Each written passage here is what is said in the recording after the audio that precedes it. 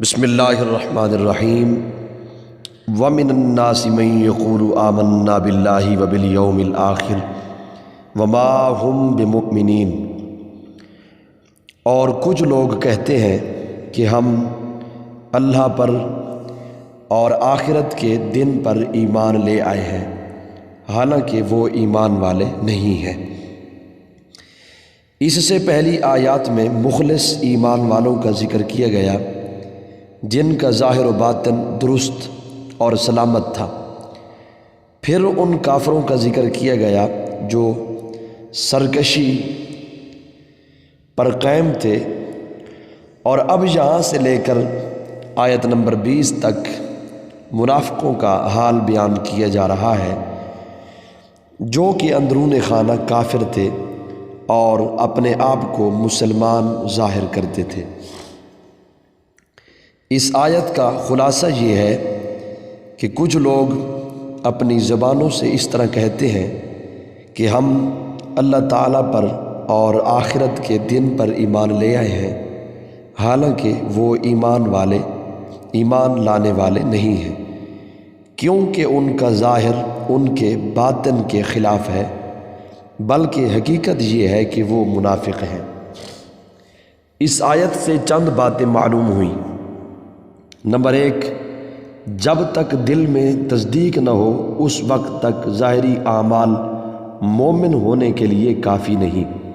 Number 2، جو لوگ ایمان کا دعویٰ کرتے ہیں اور کفر کا اعتقاد رکھتے ہیں سب منافقین ہیں۔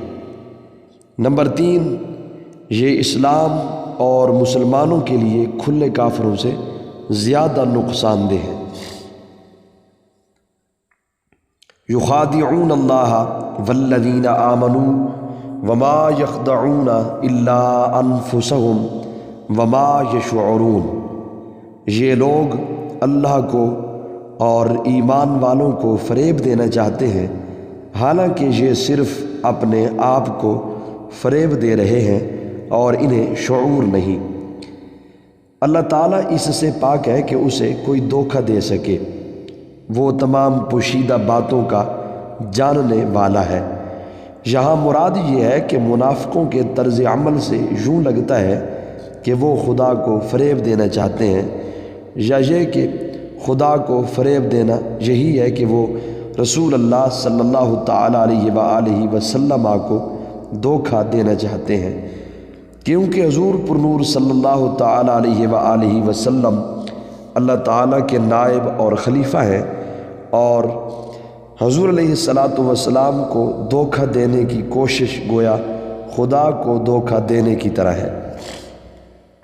لیکن چونکہ اللہ تعالیٰ نے اپنے حبیب صلی اللہ تعالیٰ علیہ وآلہ وسلم کو منافقین کے اندرونی کفر پر مطلع فرمایا، تو یوں ان بے دینوں کا فریب نہ خدا پر چلے، نہ رسول پر، اور نہ مؤمنین پر، بلکہ در حقیقت وہ اپنی جانوں کو فریب دے رہے ہیں، اور یہ ایسے غافل ہیں کہ انہیں اس چیز کا شعور ہی نہیں ہے۔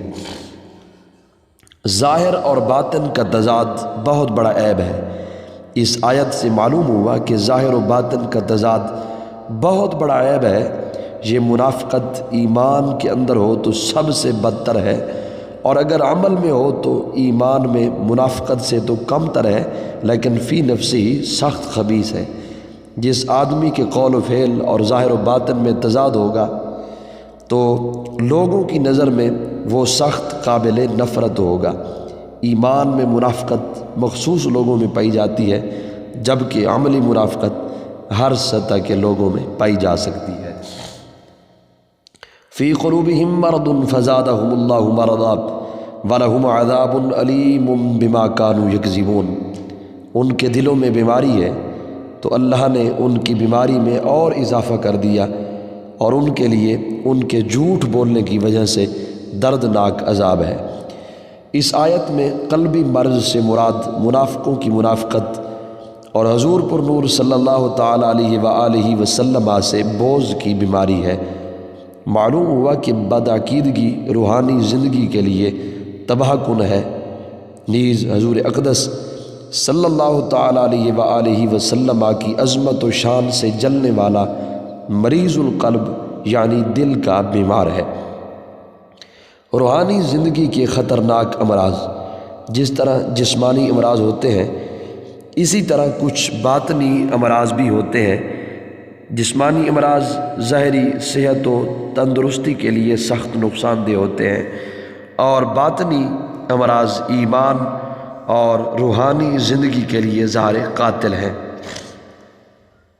ان باطنی امراض میں سب سے بدتر تو عقیدے کی خرابی کا مرض ہے، اور اس کے علاوہ تکبر، حسد، کینہ اور ریاکاری وغیرہ بھی انتہائی برے مرض ہیں۔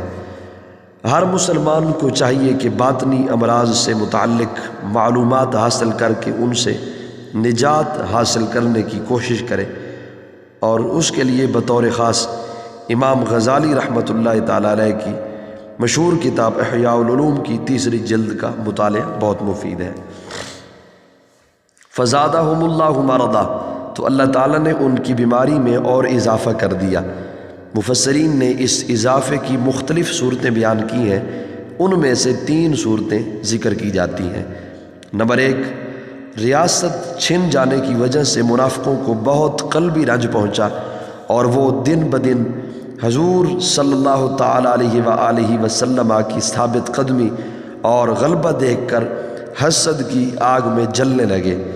تو جتنا نبی اکرم صلی اللہ تعالیٰ علیہ وآلہ وسلم کا غلبہ ہوتا گیا اور آپ صلی اللہ تعالیٰ علیہ وآلہ وسلم لوگوں میں مقبول ہوتے گئے، اتنا ہی اللہ تعالیٰ نے منافقوں کے رنج و غم میں اضافہ کر دیا۔ نمبر 2، منافقوں کے دل کفر، بدعقیدگی اور نبی کریم صلی اللہ تعالیٰ علیہ وآلہ وسلم سے عداوت و دشمنی سے بھرے ہوئے تھے۔ اللہ تعالیٰ نے ان کی ان چیزوں میں اس طرح اضافہ کر دیا کہ ان کے دلوں پر مہر لگا دی تاکہ کوئی واعظ و نصیحت ان پر اثر انداز نہ ہو سکے۔ نمبر 3، جیسے جیسے شرعی احکام اور نزول وحی میں اضافہ ہوا اور مسلمانوں کی مدد و نصرت بڑھتی گئی، ویسے ویسے ان کا کفر بڑھتا گیا، کافروں کا، منافقوں کا کفر بڑھتا گیا، بلکہ ان کا حال تو یہ تھا کہ کلمہ شہادت پڑھنا ان پر بہت دشوار تھا، اور اوپر سے عبادات میں اضافہ ہو گیا اور جرموں کی سزائیں بھی نازل ہو گئیں، جس کی وجہ سے وہ لوگ بہت بے چین ہو گئے تھے۔ وَلَهُمْ عَذَابٌ عَلِيمٌ بِمَا كَانُوا يَكْذِبُونَ، اور ان کے لیے ان کے جھوٹ بولنے کی وجہ سے دردناک عذاب ہے، یعنی اللہ تعالیٰ اور آخرت پر ایمان لانے کا جھوٹا دعویٰ کرنے کی وجہ سے ان کے لیے جہنم کا دردناک عذاب ہے۔ جھوٹ بولنے کی وعید اور نہ بولنے کا ثواب، اس آیت سے معلوم ہوا کہ جھوٹ بولنا حرام ہے اور اس پر دردناک عذاب کی وعید ہے، لہٰذا ہر مسلمان کو چاہیے کہ وہ اس سے بچنے کی خوب کوشش کرے۔ حضرت عبداللہ بن عباس بن مسعود رضی اللہ تعالیٰ عنہ سے روایت ہے، رسول اللہ صلی اللہ تعالیٰ علیہ وآلہ وسلم نے ارشاد فرمایا، سچائی کو اپنے اوپر لازم کر لو، کیونکہ سچائی نیکی کی طرف لے جاتی ہے اور نیکی جنت کا راستہ دکھاتی ہے۔ آدمی برابر سچ بولتا رہتا ہے اور سچ بولنے کی کوشش کرتا رہتا ہے، یہاں تک کہ وہ اللہ تعالیٰ کے نزدیک صدیق لکھ دیا جاتا ہے۔ اور جھوٹ سے بچو، کیونکہ جھوٹ گناہ کی طرف لے جاتا ہے اور گناہ جہنم کا راستہ دکھاتا ہے، اور آدمی برابر جھوٹ بولتا رہتا ہے اور جھوٹ بولنے کی کوشش کرتا ہے، یہاں تک کہ اللہ تعالیٰ کے نزدیک کذاب لکھ دیا جاتا ہے۔ یہ حدیث پاک مسلم شریف کے اندر موجود ہے، اور حضرت انس رضی اللہ تعالیٰ عنہ سے روایت ہے، حضور اقدس صلی اللہ تعالیٰ علیہ وآلہ وسلم نے ارشاد فرمایا، جو شخص جھوٹ بولنا چھوڑ دے اور وہ باطل ہے، یعنی جھوٹ چھوڑنے کی چیز ہی ہے، اس کے لیے جنت کے کنارے میں مکان بنایا جائے گا۔ یہ حدیث پاک ترمذی شریف کے اندر موجود ہے۔